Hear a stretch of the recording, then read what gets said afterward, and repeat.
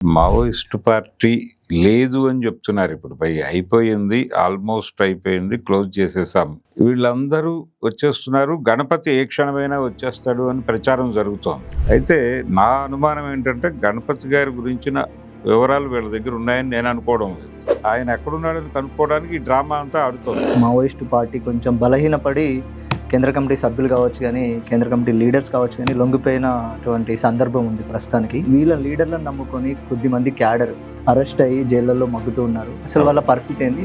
అనేక మంది ఈ పార్టీ కార్యక్రమాల పట్ల ఇష్టపడి హోల్ టైమర్స్ గా వచ్చి పనిచేశారు. ఈ పనిచేస్తున్న క్రమంలో అరెస్టులు అయ్యారు, జైళ్లలో మగ్గుతున్నారు, వాళ్ళకి బెయిల్లు రాలేదు. మీ పార్టీ కోసం కదా వాళ్ళ పనిచేసింది. మరి వాళ్ళ గురించి పట్టించుకోవాలి కదా మీరు. నాయకులు, లొంగిపోతున్నటువంటి నాయకులకు ఆ స్పృహ ఉండాలి కదా. మరి వీళ్ళు బయట తిరిగి వాళ్ళు జైళ్లలో ఏళ్ల తరబడి మగ్గటం ఏమిటి? మీరు సరెండర్ అయిపోయారు, మీ తోవ మీరు చూసుకున్నారు, బానే ఉంది. కానీ వీళ్ళ గురించి అడగాలి కదా ప్రభుత్వాన్ని. ఇప్పుడు వీళ్ళు పదే పదే పార్టీ పని అయిపోయింది అని చెప్పడం వల్ల ఇప్పటి వరకు జైల్లో ఉన్న వాళ్ళకి ఒక హోప్ ఉంది. మనం భయపడొద్దని 10 ఏళ్ల నుంచి 15 ఏళ్ల నుంచి ఉంటున్నారు వాళ్ళు.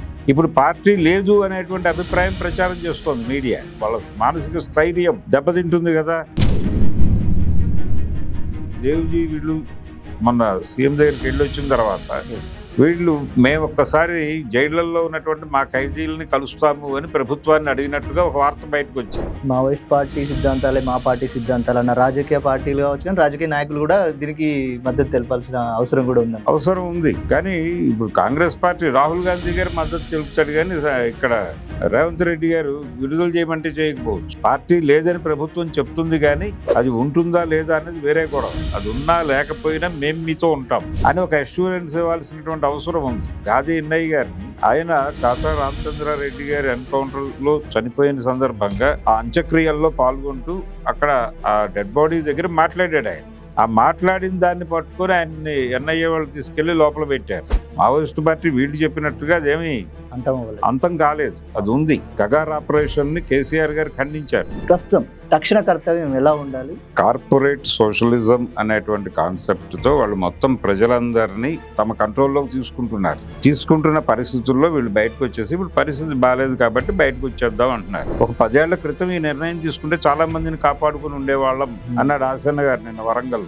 అసలు ఈ మూమెంట్ లోకి ఎవరు రాకుండా ఉంటే ఇంకా మంచిగా ఉండేది కదా. విప్లవం వద్దనుకుంటే ఆ రోజునే ఇంతమంది చనిపోయేవాళ్ళు కాదు, ఇంతమంది జైళ్లలో మగ్గేవాళ్ళు కాదు. మాతృ సంస్థలోకి రండి అని చెప్పి మావోయిస్టులకి సిపిఐ పిలుపునిచ్చినట్టుగా ఒక వార్త సర్క్యులేట్ అయింది నిన్నంతా. అది అలాంటివి నిజాలు అయిపోతాయి.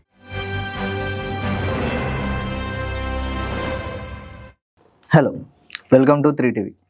ఈరోజు మనతో సీనియర్ జర్నలిస్ట్ భరద్వాజ సార్ ఉన్నారు. సార్ నమస్తే. నమస్తే సార్, ఆ మధ్య కేంద్ర ప్రభుత్వం చేపట్టినటువంటి ఆపరేషన్ కగార్లో భాగంగా మావోయిస్టు పార్టీ కొంచెం బలహీనపడి కేంద్ర కమిటీ సభ్యులు కావచ్చు కానీ కేంద్ర కమిటీ లీడర్స్ కావచ్చు కానీ లొంగిపోయినటువంటి సందర్భం ఉంది ప్రస్తుతానికి. అవును. సో క్యాడర్, వీళ్ళ లీడర్లను నమ్ముకొని కొద్దిమంది క్యాడర్ అరెస్ట్ అయ్యి జైళ్లలో మగ్గుతూ ఉన్నారు. అసలు వాళ్ళ పరిస్థితి ఏంది, భవిష్యత్ ఏంటి సార్? అంటే మావోయిస్టు పార్టీ లేదు అని చెప్తున్నారు. ఇప్పుడు అయిపోయింది, ఆల్మోస్ట్ అయిపోయింది, క్లోజ్ చేసేసాం, అందరూ వచ్చేసారు, సరెండర్ అయిపోయారు అని చెప్తున్నారు. మల్లోజులు వేణుగోపాల్ సరెండర్ అయ్యాడు, ఆసన్న గారు సరెండర్ అయ్యారు. తర్వాత దేవుజీ నాయకత్వంలోకి వచ్చారు అని చెప్పారు అందరూ. చంద్రన్న, దేవుజీ వీళ్ళందరూ వచ్చేసారు బయటికి. అయితే వీళ్ళందరూ వచ్చేస్తున్నటువంటి క్రమంలో మొన్న నవత గారు కూడా వచ్చేసింది ఆవిడ. అవును సార్.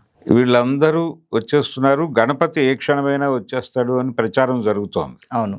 అయితే నా అనుమానం ఏంటంటే గణపతి గారి గురించిన వివరాలు వీళ్ళ దగ్గర ఉన్నాయని నేను అనుకోవడం లేదు. నేపాల్లో ఉన్నాడు, అక్కడ ఉన్నాడు, ఇక్కడ ఉన్నాడు అని చెప్తున్నారు, కానీ అది రహస్య పార్టీ. రహస్య పార్టీలో ఎవరికి ఎంత తెలియాలో అంతే తెలుస్తుంది. ఆయన గురించినటువంటి వివరాలు తెలిసిన వాళ్ళు బహుశా ఈ కగార్ ఆపరేషన్ పేరుతో లొంగుబాట్లు మాత్రమే జరగలేదు. వాళ్ళు మావోయిస్టు పార్టీ మీద యుద్ధం చేశారు, చాలా మందిని చంపేశారు. ఆ చనిపోయినటువంటి వాళ్ళల్లో ఎవరి దగ్గర ఈయన కాంట్రాక్ట్కి సంబంధించిన డీటెయిల్స్ ఉండొచ్చు. ఇప్పుడు బసవరాజు అనేటువంటి పార్టీ కార్యదర్శిని చంపేశారు, ఆయన దగ్గర ఉండుండొచ్చు లింక్. ఇప్పుడు ఆయన చనిపోయిన తర్వాత ఆ లింక్ కట్ అయిపోయి ఉండొచ్చు. సో ఇప్పుడు వాళ్ళకి గణపతి ఎక్కడున్నాడో తెలియదు, ఊరికనే డ్రామా నడుపుతున్నారు. ఈ డ్రామా ఎందుకు నడుపుతున్నారు? మీడియాతో సపోర్ట్ తీసుకుని నడుపుతున్నారు. రోజుకో స్పెక్యులేటివ్ ఐటమ్. ఎందుకు నడుపుతున్నారంటే ఎక్కడో చోట ఒక లీక్ వస్తుందేమో, అదేంటి నేపాల్లో ఎందుకుంటాడు ఆయన అని ఎవరో మాట్లాడతారు, ఎక్కడో చోట మాట్లాడితే దాన్ని పట్టుకుని పాకులాడదామని తాపత్రయం. ఆయన ఎక్కడున్నాడని కనుక్కోవడానికి ఈ డ్రామా అంతా ఆడుతోంది ప్రభుత్వం. ఇది ఒక గొడవ. అయితే ఇదే సమయంలో ఈ లొంగుబాట్లు జరుగుతున్నాయి. ఈ లొంగిపోతున్నటువంటి వాళ్ళందరూ లొంగిపోయిన ప్రతిసారి అయిపోయిందంతా అని చెప్తున్నారు. అయితే ఈ ప్రయాణంలో పార్టీ నడిచినటువంటి ఇంత ప్రయాణం 50 ఏళ్ల ప్రయాణం ఉంది. ఈ 50 ఏళ్ల ప్రయాణంలో పార్టీకి భోజనం పెట్టిన వాళ్ళు, పార్టీ నాయకులకు షెల్టర్లు ఇచ్చిన వాళ్ళు, దళాలకి భోజనాలు వండి తీసుకెళ్లి అడవుల్లో సరఫరా చేసిన వాళ్ళు, వీళ్ళందరూ కూడా ట్రాక్ అయ్యారు. పోలీసులు వాళ్ళు కేసులు పెట్టారు అన్ని ప్రాంతాల్లోనూ. అవును సార్. అనేక మంది ఈ పార్టీ కార్యక్రమాల పట్ల ఇష్టపడి హోల్ టైమర్స్గా వచ్చి పనిచేశారు. ఈ పనిచేస్తున్న క్రమంలో అరెస్టులు అయ్యారు, జైళ్లలో మగ్గుతున్నారు, వాళ్ళకి బెయిళ్లు రాలేదు. అనేక ప్రాంతాలు, భోపాల్ జైల్లో ఉన్నారు. ఇప్పుడు గుంటూరు జిల్లాకు చెందినటువంటి బ్రాహ్మణ కోడూరుకి చెందినటువంటి డాంగే అనేటువంటి యువకుడు భోపాల్ జైల్లో ఉన్నాడు. ఆయన పరిస్థితి ఏమిటో ఎవరికి తెలియదు.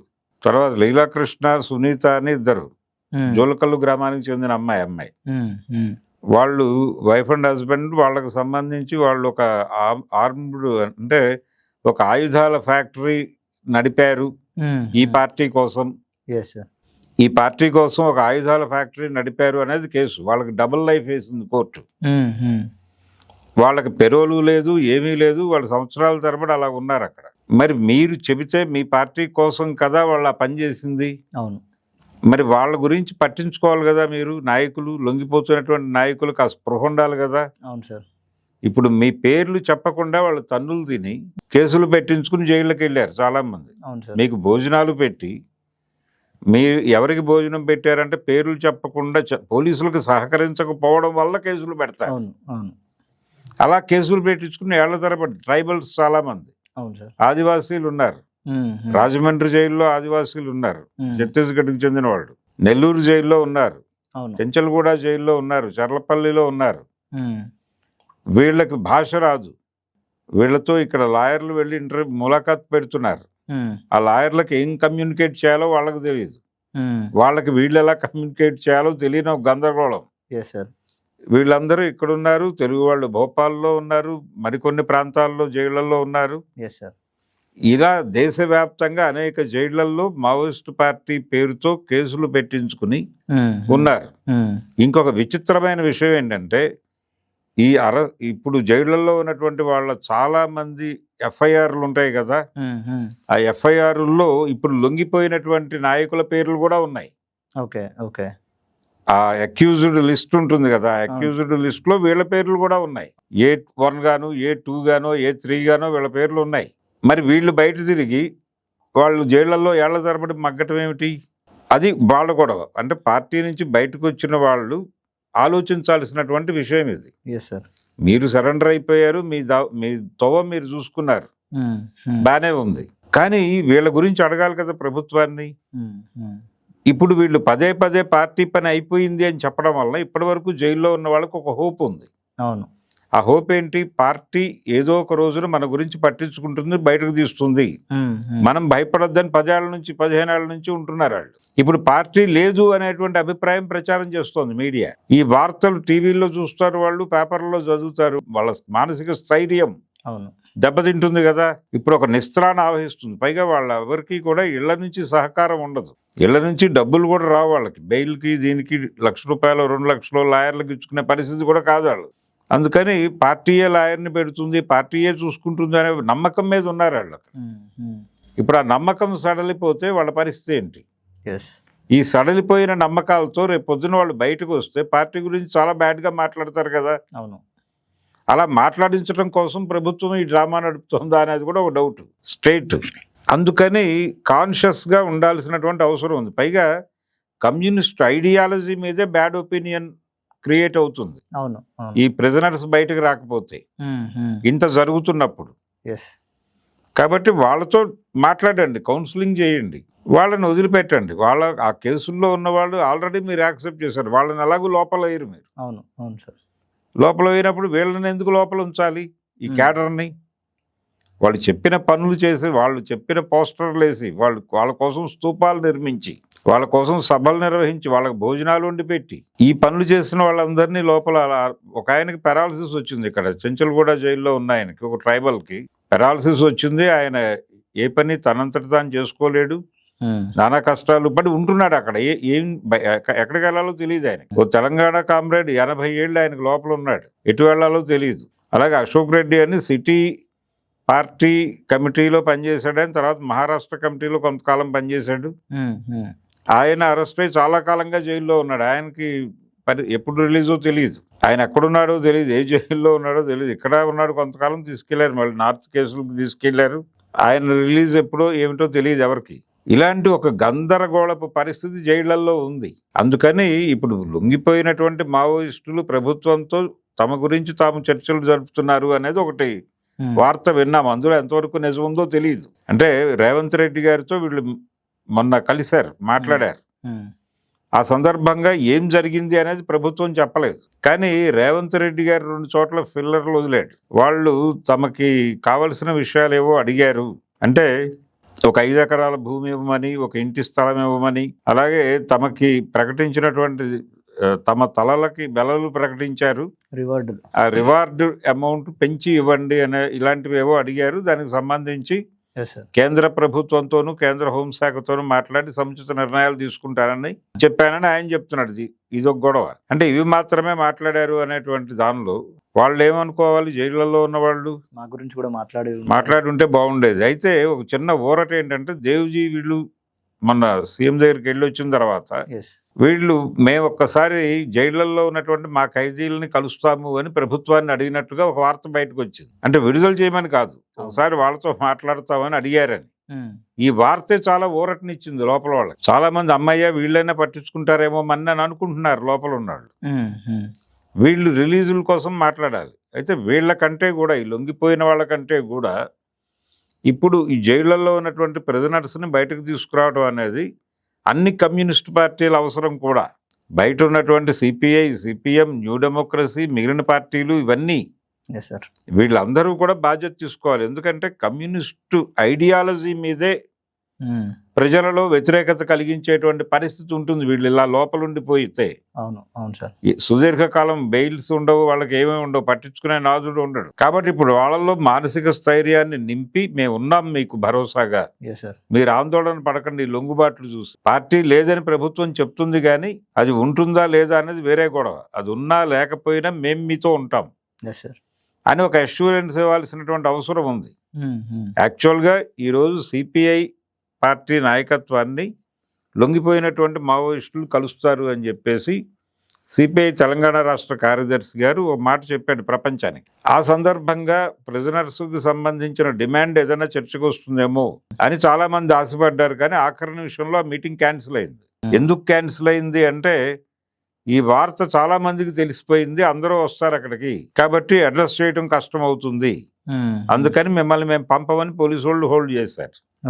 ఇప్పుడు ఈ లొంగిపోయిన వాళ్ళు ఎవరు కూడా ఇళ్ళకి వెళ్ళట్లేదు. వీళ్ళందరూ వాళ్ళ కంట్రోల్లో ఉన్నారు, వాళ్ళ కస్టడీలో ఉన్నారు ప్రస్తుతానికి. వాళ్ళు ఎక్కడికి వెళ్ళటానికి అనుమతిస్తే అక్కడికి వెళ్తున్నారు వీళ్ళంతే. అది కూడా ఎస్కార్ట్ పెరోల్ లాంటిదే. ఇప్పుడు ఈ పార్టీ గురించి బయట మాట్లాడిన వాళ్ళని కూడా లోపలేస్తున్నారు. ఇప్పుడు గాదే ఇన్నయ్య గారిని, ఆయన కాతా రామచంద్రారెడ్డి గారి ఎన్కౌంటర్ లో చనిపోయిన సందర్భంగా ఆ అంత్యక్రియల్లో పాల్గొంటూ అక్కడ ఆ డెడ్ బాడీ దగ్గర మాట్లాడాడు ఆయన. ఆ మాట్లాడిన దాన్ని పట్టుకొని ఆయన్ని ఎన్ఐఏ వాళ్ళు తీసుకెళ్లి లోపల పెట్టారు. ఆయనకి బెయిల్ వస్తుందో రాదో తెలియదు. ఆయన మావోయిస్ట్ పార్టీ నాయకత్వం గురించే కదా మాట్లాడింది. లొంగిపోయిన వాళ్ళని ఆయన విమర్శించాడు. ఆ చనిపోయిన ఆయన త్యాగం గురించి మాట్లాడాడు. దీని గురించి ఆయన మీద కేసు పెట్టి లోపల పెడితే, ఆయన తల్లి చనిపోయింది, తండ్రి చనిపోయాడు, ఈయన లోపలికి వెళ్ళాక ఈ పరిస్థితుల్లో దాన్ని అడ్రస్ చేయాలి కదా. అడ్రస్ చేయకపోతే ఆయన మొరల్ దెబ్బతింటుంది, ఆయన స్థైర్యం దెబ్బతింటుంది. అవును సార్. అందుకని జైళ్లల్లో ఉన్నటువంటి వాళ్ళ గురించి పట్టించుకునే పరిస్థితి ఇప్పుడు సాయుధ పోరాటం కొనసాగిస్తామనే పేరుతో కొంతమంది ఉన్నారు. మావోయిస్టు పార్టీ వీళ్ళు చెప్పినట్టుగా అదేమీ అంతం కాలేదు, అది ఉంది, వాళ్ళు ఉన్నారు. ప్రస్తుతం పరిస్థితులు బాగాలేవు కాబట్టి వాళ్ళ దూరంలో వాళ్ళు తగ్గి ఉన్నారు. కానీ మొత్తం అయిపోయింది, మేము తుడిచేసామని వీళ్ళు చెప్తున్నారు కదా, అయిపోయిందని. మొత్తం అందరూ సరెండర్ అయిపోయారు, ఇంకేం లేదు, క్లోజప్ అన్నప్పుడు మరి ప్రెజెన్స్లో ఉన్న వాళ్ళని వదిలిపెట్టడానికి ఏమిటి మీకు సమస్య? ఎగ్జాక్ట్లీ. అందుకని ఇమ్మీడియట్గా వాళ్ళు రిలీజ్ కావాలి ఒకటి. రెండో విషయం ఏంటంటే ఈ కమ్యూనిస్టు పార్టీలు అన్నీ కూడా పట్టించుకుని, కమ్యూనిస్టు పార్టీలు మాత్రమే కాదు కాంగ్రెస్ పార్టీతో సహా బీజేపీ ఏతర పార్టీలు కగార్ ఆపరేషన్ని కేసీఆర్ గారు ఖండించారు కాబట్టి వారిని కూడా కలుపుకోవచ్చు దీనిలో. వారిని కలుపుకోవచ్చు. రేవంత్ రెడ్డి గారు చాలా స్పష్టంగా, అంటే ఉపరాష్ట్రపతి ఎన్నికల సందర్భంగా ఉపరాష్ట్రపతిగా ఇక్కడ కాంగ్రెస్ పార్టీ ఇండియా కూటమి నుంచి అభ్యర్థిని ఇక్కడి నుంచే నిలబెట్టారు, జడ్జి గారిని. ఆ జడ్జి గారితో మాట్లాడించవచ్చు. ఇలా గ్రౌండ్ ఉంది.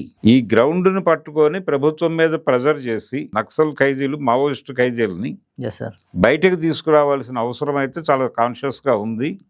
ఒక చోట మొదలైతే ఇక్కడ ఇది చూపించి మహారాష్ట్రలోను, ఛత్తీస్గఢ్ జైళ్లలో ఉన్నవాళ్ళు ఉన్నారు, మధ్యప్రదేశ్ జైళ్లలో ఉన్నవాళ్ళు ఉన్నారు. వీళ్ళందరినీ కూడా బయటకు తీసుకురావడం అనేది ఒక ప్రోగ్రామ్గా జరగాలి. ఇక్కడ ఒక డౌట్ ఉంది. అంటే ఇప్పుడు వీళ్ళ విడుదల గురించి పనిచేస్తే వీళ్ళందరి చేత సరెండర్ నోట్లు, అండర్టేకింగ్లు రాయించుకుని బయటకు వదులుతారేమో, అది ఇబ్బంది కదా అని. అయినప్పటికీ వాళ్ళు విడుదల కావటం ముందు ఇవన్నీ తక్కువే. రాయించుకోమనండి, పోనీ అండర్టేకింగ్లు రాయించుకునే వాళ్ళని వాళ్ళ ఇళ్ళ దగ్గర దింపమనండి. పోలీస్ అబ్జర్వేషన్లో పెట్టుకోండి కావాలంటే ఆ లోకల్ ఏరియాలో. వారానికి ఒకసారి వెళ్ళి సంతకం పెట్టమని చెప్పండి. అవును సార్, చేస్తారు. అంతే తప్ప మీరు ఏళ్లకేళ్ళు జైళ్లలో పెట్టుకుంటే ఏం ప్రయోజనం? వీళ్ళకి పనులు చెప్పిన వాళ్ళేమో బయట ఉన్నారు, వీళ్ళు లోపల ఎందుకు ఉండాలి? వీళ్ళు చెప్తే చేసిన వాళ్ళ వివరాలు చెప్పనందుకు వీళ్ళు తన్నులు తిని కేసులు పెట్టించుకున్నారు, వాళ్ళకి సహకరించినందుకు. కాబట్టి వీళ్ళ పట్ల కనీసం కన్సర్న్ ఉండాలి కదా వాళ్ళకి. మా మీద కనీసం ఈ మాత్రం కూడా జాలి చూపించలేదు, కమ్యూనిస్ట్ పార్టీలతో ట్రావెల్ అవ్వటం వల్ల మా జీవితాలు ఇలా అయినాయి అని మాట్లాడితే భారతదేశంలో ఉన్న కమ్యూనిస్ట్ ఐడియాలజీకి ఒక బ్యాడ్ ఇంప్రెషన్ వస్తుంది. అవును సార్. ఆ బ్యాడ్ ఇంప్రెషన్ రాకుండా ఉండటానికి వీళ్ళకి సహకరించడానికి కమ్యూనిస్ట్ పార్టీలన్నీ చేతులు కలపాల్సినటువంటి అవసరం ఉంది. దీని గురించి ఏదైనా చర్చ జరుగుతుందేమో, మావోయిస్ట్ పార్టీ నాయకులు లొంగిపోయిన వాళ్ళు సిపిఐ ఆఫీస్కి వస్తే అని అనుకున్నాం, కానీ ఫైనల్గా అది క్యాన్సిల్ అయింది. ఇప్పటికైనా జరగవలసిన పని అది. ఇవన్నీ కగారు పేరుతో మీరు లొంగ తీసుకుంటారా? అడవుల్లో ఎన్కౌంటర్లు ఇంకా కొనసాగుతున్నాయి కాబట్టి మీరు యుద్ధం కొనసాగించండి. మీరు మీ పద్ధతిలో ఎంత అయిపోయిందని మాట్లాడుతున్నప్పుడు వీళ్ళని విడుదల చేసి మాట్లాడండి ఆ మాట అనే డిమాండ్ ప్రభుత్వాల ముందుకు తీసుకెళ్ళాలి. అది కాంగ్రెస్ అయినా బీజేపీ అయినా ఈ సమస్య విషయంలో వాళ్ళు ఒకేలా స్పందిస్తారు. మావోయిస్ట్ పార్టీ సిద్ధాంతాలే మా పార్టీ సిద్ధాంతాలు అన్న రాజకీయ పార్టీలు కావచ్చు, కానీ రాజకీయ నాయకులు కూడా దీనికి మద్దతు తెలపాల్సిన అవసరం కూడా ఉంది. అవసరం ఉంది. కానీ ఇప్పుడు కాంగ్రెస్ పార్టీ రాహుల్ గాంధీ గారు మద్దతు తెలుపుతాడు, కానీ ఇక్కడ రేవంత్ రెడ్డి గారు విడుదల చేయమంటే చేయకపోవచ్చు. అంటే ఈయన కేంద్ర ప్రభుత్వ కనుసన్నల్లో ఉంటాడు, రాహుల్ గాంధీ ఆ కనుసన్నల్లో ఉండాల్సిన అవసరం లేదు. ఆయన వీళ్ళతో కలిసి ట్రావెల్ అవుతాడు. అయితే ఈ ప్రిజనర్స్ను వదిలేయాలని ఎవరైనా మూవ్మెంట్ మొదలు పెడితే రాహుల్ గాంధీ కూడా కలుస్తాడు, కానీ రేవంత్ రెడ్డి గారు కలవడు. సో మిగిలిన పార్టీలనైనా కనీసం కలుపుకుని ఏదైనా కార్యక్రమం మొదలు పెట్టగలిగితే ఒక శాశ్వత ప్రాతిపదికన ప్రభుత్వాన్ని అడగగా తప్ప వాళ్ళు వినరు. ఏదో ఒక పిటిషన్ ఇచ్చేస్తానో, ఒక మెమోరాండం ఇస్తానో పని అవ్వదు. రిపీటెడ్గా అడుగుతూ ప్రెజర్ బిల్డ్ చేస్తే తప్ప వాళ్ళతో ఏ పని కాదు. అందుకని రేవంత్ రెడ్డి గారు ఒక మాట అన్నాడు ప్రిజనర్స్ గురించి, కమిటీ వేద్దామని. ఆ కమిటీ వేయమని అడగాలి, డిమాండ్ చేయాలి, వేసేదాకా ఊరుకోకూడదు. ఒకటి, ఆ కమిటీలో బయట ఉన్నటువంటి పౌర హక్కుల సంఘాల వాళ్ళని వీళ్ళని కూడా ఇన్వాల్వ్ చేయమని అడగాలి. అప్పుడు ఏంటంటే ఒక జవాబుదారీతనం వస్తుంది దానికి. ఒక ఇద్దరు జర్నలిస్టులని, ఇద్దరు లాయర్లని ఇలా పెడితే దానిలో వాళ్ళ నుంచి ప్రెజర్ బిల్డ్ అవుతుంది. కనీసం దానికోసమైనా ప్రయత్నం జరగాల్సి ఉంది. ఆ ప్రయత్నం జరగాలి. ప్రిజనర్స్ని బయటకు తీసుకురావడం అనేది కనీస బాధ్యత. అది కనీస బాధ్యత ఎందుకంటున్నానంటే పార్టీ కోసం వాళ్ళు వెళ్ళారు, వాళ్ళకి వేరే వృత్తులు ఉన్నాయి, వాళ్ళ జీవితాలు వాళ్ళకు ఉన్నాయి. వాళ్ళ జీవితాల్లో వెలుగులు నింపుతుంది ఈ పార్టీ అని నమ్మారు. వాళ్ళు నమ్మి మీ మార్గంలో పనిచేశారు. చనిపోయారు చాలా మంది. ఇప్పుడు ఆ కుటుంబాల మొరలు కూడా దెబ్బతింటుంది, ఆ కుటుంబాల స్థైర్యం కూడా దెబ్బతింటుంది. దాన్ని కాపాడుకోవాలి. కేవలం ఇది ఛత్తీస్గఢ్కో లేకపోతే జార్ఖండ్కో ఆ ప్రాంతాలకే పరిమితమైన గొడవ కాదు. ఇది మహారాష్ట్రకో దండకారణ్యం ప్రాంతానికి చెందిన గొడవగా చూపిస్తున్నారు చాలామంది. కాదు, చాలా ప్రాంతాలలో నేను చెప్పినట్టుగా గుంటూరు జిల్లా దగ్గర నుంచి మొదలు పెడితే తెలంగాణ వరకు అనేక మంది లోపల ఉన్నారు, అనేక మంది సఫర్ అవుతున్నారు జైళ్లలో. వీళ్ళందరి గురించి పట్టించుకుని వాళ్ళని బయటకు తీసుకురావడానికి ఒక కార్యక్రమాన్ని రూపొందించాల్సినటువంటి అవసరం అయితే కమ్యూనిస్టు రాజకీయాలను నమ్ముతున్నటువంటి ప్రతి ఒక్కరి మీద ఉంది. అది పట్టించుకోగలిగినప్పుడే ఇక్కడ దీని గురించి స్టేట్ జరుపుతున్నటువంటి దుష్ప్రచారాన్ని ఎదుర్కోగలుగుతాం కనీసంగా ఆయన. Yes sir. లేకపోతే వాళ్ళ కోసం పనిచేస్తే మీరు చచ్చిపోతారు, మీ జీవితాలు జైల్లో ఉంటే వాళ్ళు పట్టించుకోలేదు అనే ఒక బ్యాడ్ ప్రాపగాండా జనంలోకి తీసుకెళ్ళడం కోసం చూస్తున్నారు వీళ్ళు. Exactly sir. దాన్ని అడ్డుకోవటం కోసం వీళ్ళందరూ యునైట్ అయ్యి ఒక గొడవ చేయాల్సిన అవసరం అయితే ఉంది. Yes sir. Yes sir. Sir అలాగే ఇప్పుడు జైళ్ళలో ఉన్నటువంటి క్యాడర్ కావచ్చు కానీ, మగ్గుతున్నటువంటి మన నాయకులు కావచ్చు కానీ, లొంగిపోయిన నాయకులు వచ్చి మేము పరిస్థితులకు అనుగుణంగా మారలేదు, మేము మారాల్సిన అవసరం కూడా ఉంది అని చెప్పేసి ఒక మాట అన్నారు. సో దాని విధంగా చూసుకుంటే ప్రస్తుతం తక్షణ కర్తవ్యం ఎలా ఉండాలి, ఎలా ఉండబోతుంది అంటే, ఒకటి కార్పొరేట్ సోషలిజం అనేటువంటి కాన్సెప్ట్తో వాళ్ళు మొత్తం ప్రజలందరినీ తమ కంట్రోల్లోకి తీసుకుంటున్న పరిస్థితుల్లో వీళ్ళు బయటకు వచ్చేసి ఇప్పుడు పరిస్థితి బాగాలేదు కాబట్టి బయటకు వచ్చేద్దాం అంటున్నారు. బయటకు వచ్చేయటం నిర్బంధము అనేది కొత్త ఏం కాదు కదా. ఆ రాజకీయాల్లోకి ఎంటర్ అయ్యేటప్పుడే నిర్బంధం ఉంటుందని తెలుసు మీకు. ఒక 10 ఏళ్ల క్రితం ఈ నిర్ణయం తీసుకుంటే చాలా మందిని కాపాడుకుని ఉండేవాళ్ళం అన్నాడు ఆసన్న గారు నిన్న వరంగల్లో. అసలు ఈ మూమెంట్లోకి ఎవరు రాకుండా ఉంటే ఇంకా మంచిగా ఉండేది కదా. విప్లవం వద్దనుకుంటే ఆ రోజునే ఇంతమంది చనిపోయేవాళ్ళు కాదు, ఇంతమంది జైళ్ళల్లో మగ్గేవాళ్ళు కాదు. మరి ఆ రోజున నిర్బంధం ఉన్నటువంటి స్థాయిని బట్టి మీకు అది కంఫర్ట్గా అనిపించింది, ఇప్పుడు కాదనిపిస్తోంది. అది ఎలా జస్టిఫై అవుతుంది? మీ ఆశయాలు ఏమిటి? వాటి సాధించుకోవడం కోసం మీరు అడవులకు వెళ్ళారు. అడవులకు వెళ్ళినప్పుడు అక్కడ ఉన్నటువంటి ఆదివాసీలతో కలిశారు, వాళ్ళని ఉత్తేజితులను చేశారు, వాళ్ళ సమస్యల మీద మీరు మాట్లాడారు, వాళ్ళలో చైతన్యాన్ని నింపారు, వాళ్ళని రోడ్ల మీదకి తీసుకొచ్చారు, ఇంత చేశారు, బాగానే ఉంది. ఇప్పుడు సడన్గా వాళ్ళని వదిలిపెట్టేసి మీరు సరెండర్ అయిపోతే వాళ్ళు ఏమైపోవాలి? అందుకని ప్రజల పట్ల బాధ్యత లేకపోవడం అవుతుంది సరెండర్ అవ్వటం అనేది. రెండోది, ఇప్పుడు ఖైదీల విడుదల అనేది జరగకపోతే ఈ ట్రైబల్ ఫ్యామిలీస్లో కూడా దీని మీద నెగిటివ్ ఒపీనియన్స్ ఫ్రేమ్ అవుతాయి. అలా ఫ్రేమ్ కాకుండా చూసుకోవాల్సిన బాధ్యత అన్ని కమ్యూనిస్ట్ పార్టీల మీద ఉంది. మాతృ సంస్థలోకి రండి అని చెప్పి మావోయిస్టులకి సిపిఐ పిలుపునిచ్చినట్టుగా ఒక వార్త సర్క్యులేట్ అయింది నిన్నంతా. అది అలాంటివి నిజాలు అయిపోతాయి. ఆ నిజాలు కాకుండా చూసుకోవాల్సిన బాధ్యత ఉంది అందరికీ. ఆ బాధ్యత మేరకు ముందు లిమిటెడ్గా ప్రిజనర్స్ గురించి మాట్లాడదాం. ఎగ్జాక్ట్లీ. ప్రిజనర్స్ని బయటకు తీసుకురావడానికి కష్టపడదాం, మిగిలిన విషయాలు నెమ్మదిగా మాట్లాడుకుందాం. రెండోది, అర్బన్ నక్సల్స్ని చూస్తాం నెక్స్ట్ అని మాట్లాడుతున్నారు. ఈ అర్బన్ నక్సల్స్ గురించి ప్రభుత్వం చర్యలు తీసుకోవటాన్ని కూడా అడ్డుకోవాలి. ఎందుకు అడ్డుకోవాలంటే వాళ్ళందరూ మీకోసం మీ తరఫున మాట్లాడారు. మీ పార్టీతో కొంతకాలం పనిచేసి బయటికి వెళ్ళి వాళ్ళ వ్యక్తిగత జీవితాల్లోకి వెళ్ళిపోయి ఏదో పేరుతో పూర్వ విప్లవ విద్యార్థులు ఏదో పేరుతో బయటకు వచ్చి మీ గురించి మాట్లాడుతున్నారు. ఇప్పుడు ఇన్నయ్య గారి పరిస్థితి కూడా అదే.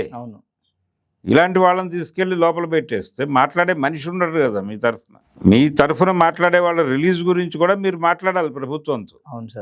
అర్బన్ నక్సల్స్ అనే పేరుతో కొంతమంది బయట మాట్లాడుతున్న వాళ్ళ గొంతు నొక్కే ప్రయత్నం ఏదో జరుగుతుందో, కుట్ర జరుగుతోంది, ఆ కుట్ర తక్షణం ఆపండి అని వీళ్ళు మాట్లాడగలగాలి లొంగిపోయిన వాళ్ళు. కాబట్టి మేమేదో తిరిగి ప్రజల్లోకి వెళ్ళటం కోసమే బయటకు వచ్చాం, ఇవన్నీ మాట్లాడుతున్నారు, బాగానే ఉంది. కానీ ప్రాక్టికల్గా ముందు ప్రిజనర్స్ని బయటకు తీసుకురండి మీరు. అప్పుడు మీకు ఒక ఆల్టర్నేటివ్ లైన్ ఉందని కనీసం నమ్ముతారు. ఇదేదీ లేకుండా ఊకదంపుడు ఉపన్యాసాలు చెప్తే ఏమీ కాదు. జైళ్లలో చాలా సఫర్ అవుతున్నారు వాళ్ళు, ఇబ్బంది పడుతున్నారు. ఈ పార్టీ లేదు అనేటువంటి అభిప్రాయం వాళ్ళని ఇంకా భయపెడుతోంది. ఈ భయాందోళనల నుంచి బయట తీసుకొచ్చి వాళ్ళకి మెరుగైన వైద్యం అందించి ఏదో పద్ధతిలో వాళ్ళని బయట తీసుకురావాల్సిన అవసరం అయితే బలంగా ఉంది. సార్ అయితే సో ఇది నార్మల్గా ఇప్పుడు ఆపరేషన్ కగర్లో భాగంగా లొంగిపోయినటువంటి నాయకులు కావచ్చు, కానీ ఈ నాయకులను నమ్ముకొని జైళ్ళల్లో మగ్గుతున్నటువంటి క్యాడర్ బయటకు రావడానికి ఖచ్చితంగా తక్షణ కర్తవ్యంగా ఈ నాయకులు అయితే చర్యలు తీసుకోవాలి, వాళ్ళ గురించి మాట్లాడాలి, ప్రభుత్వాలతో చర్చలు జరపాలి. At the same time Kagar operation పూర్తయింది, కంప్లీట్ అయింది, 2016లో మొత్తం కంప్లీట్ అయింది అని చెప్తున్నటువంటి ప్రభుత్వాలు కూడా జైళ్ళల్లో మగ్గుతున్నటువంటి ఈ మావోయిస్ట్ సానుభూతి పరులు ఎవరైతే ఉన్నారో వాళ్ళను రిలీజ్ చేయాలి అని చెప్పేసి సార్ చెప్పారు. Thank you sir, thank you so much. Thank you.